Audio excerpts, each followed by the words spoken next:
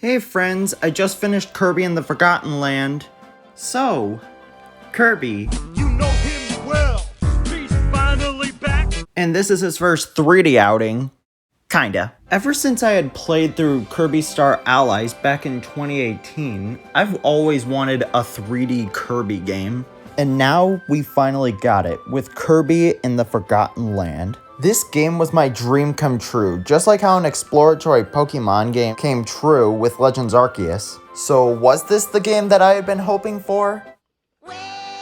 Yes, absolutely. This game may not be perfect, but it is a near perfect Kirby game. I will point out the negatives first, since there aren't that many, thankfully. Meta Knight gets shafted hard in this game. I only saw him 3 times throughout this whole game. Once in a cutscene, once in the end credits, and once with his own game mode. I do kinda like his boss rush mode, not gonna lie. And there are levels where you have to kill these cute little awoofies. Why? Yep, that's all. I really love this game. This is the best 3D platformer that I have played since Super Mario 3D World. And that is some really high praise from me, since it's my favorite Mario game. Funny enough, as I was recording, a commercial for 3D World decided to come up on TV. Let's talk about something that makes it exceed 3D World. The visuals. This game looks amazing.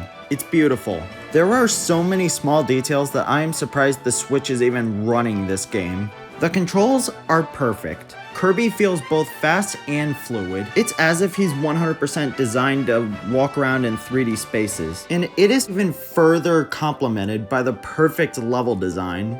I also love how this is a more difficult Kirby game, and it provides 2 difficulty options. There's the Wild mode, which I chose.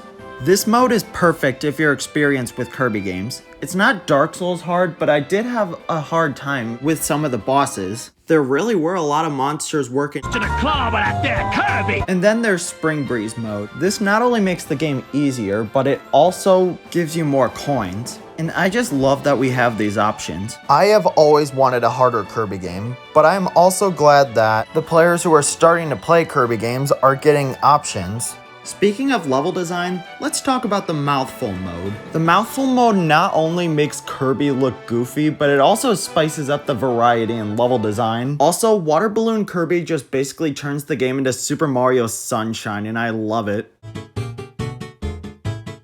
Before I get to the story, I will be talking about the minigames. First, we have the cafe minigame.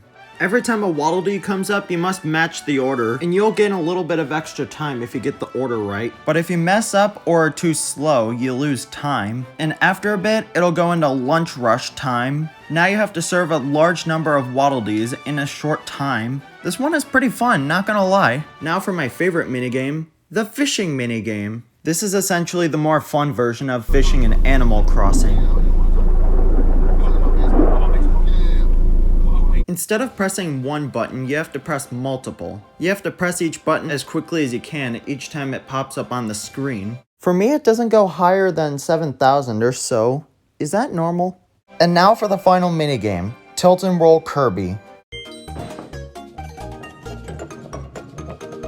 It's pretty self-explanatory. And now I'm gonna talk about the story of the game.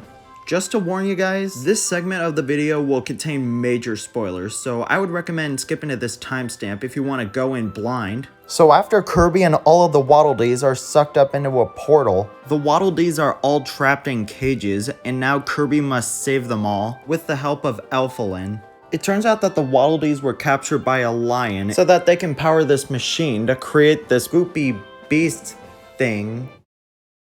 Yep, this thing is definitely terrifying. And then it all turns into this insane climax where Kirby is a semi-truck and he has to beat this thing in order to keep Planet Popstar from crashing into the Forgotten Land. Yeah, this climax is insane and I love it.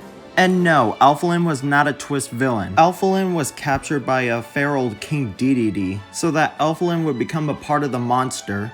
So at the end, Kirby is returned home, and Elfilin closes the portal between the Forgotten Land and Dreamland, and everyone lives happily ever after. To be continued. Yep, so that was Kirby and the Forgotten Land. The game is really fun, I absolutely loved it. So that was a great first mainline 3D Kirby game, and I am super excited to see what they can do next. 8.5 out of 10. Go play it immediately if you are a fan of Kirby, just starting out on the Kirby franchise, or you just simply like 3D platformers. Also a woo feast. I've